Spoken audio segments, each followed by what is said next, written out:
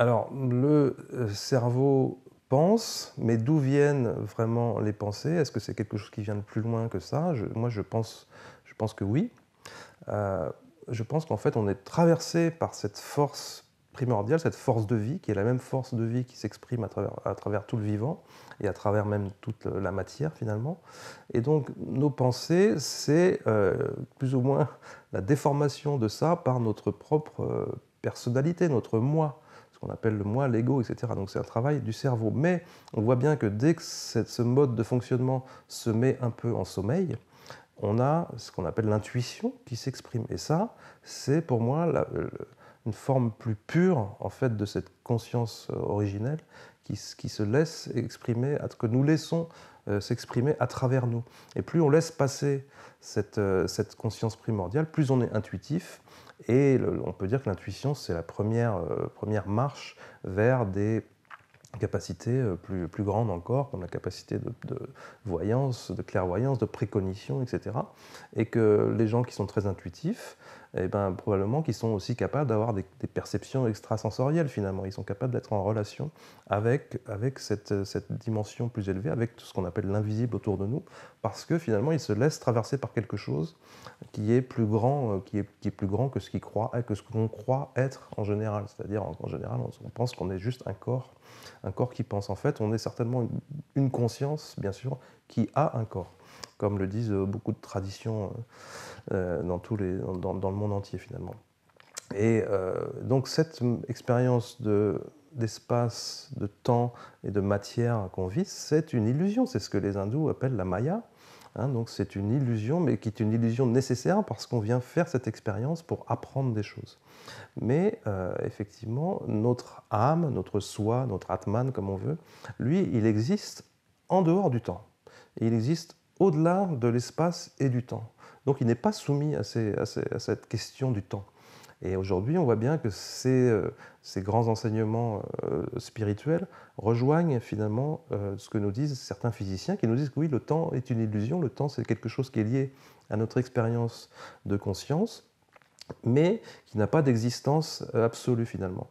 On sait que le temps ne s'écoule pas à la même vitesse selon qu'on le mesure proche du niveau de la mer ou en haut d'une montagne. On sait que le temps est une variable qui est finalement inutile dans certaines équations aujourd'hui de physique quantique, dans certaines théories. Donc le temps n'a pas de caractère essentiel, absolu, primordial. C'est quelque chose qui est lié à notre expérience de conscience.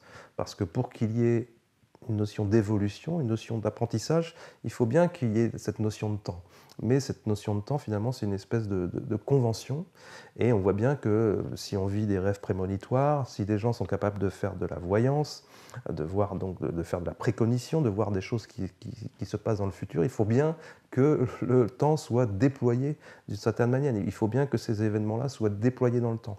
Et donc, on a à la fois aujourd'hui ces enseignements-là qui nous viennent du fond des âges, de la nuit des temps, on peut dire, qui rejoignent des grandes intuitions justement en sciences, en physique. Hein. Et nous, on a travaillé notamment donc, avec Philippe Guillemot, qui nous dit que le temps est déployé, le présent et le futur existent de manière concomitante. Sauf que ça pose la question de notre liberté de choix, notre libre arbitre, etc. Donc ça, c'est une question philosophique importante. Mais son modèle à lui nous dit que le futur existe sous des formes multiples, sous des formes qui sont superposées, comme des états quantiques, ou des états quantiques d'une particule sont des états superposés, dont un seul finalement va se manifester. Et c'est la même chose pour notre futur.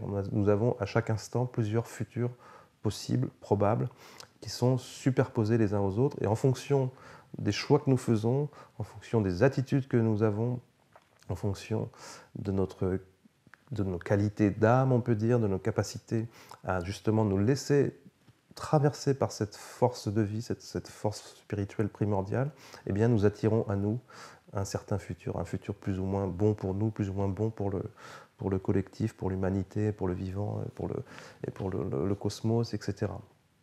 Donc voilà comment je vois les choses aujourd'hui. Et on voit bien qu'on est soumis au temps, mais en fait, ce qu'on mesure, c'est pas du temps, c'est juste du changement. hein, et le temps, c'est ce qui empêche que tout soit donné d'un seul coup, comme disait Bergson. Et aujourd'hui, on a un grand physicien qui dit la même chose, Carlo Rovelli, qui dit que le temps est un effet de notre ignorance des détails du monde. Ce qui revient au même. Si on avait donc toute l'information de l'univers qui nous soit accessible, nous n'aurions pas de notion d'écoulement du temps, nous n'aurions pas de sensation de passage du temps.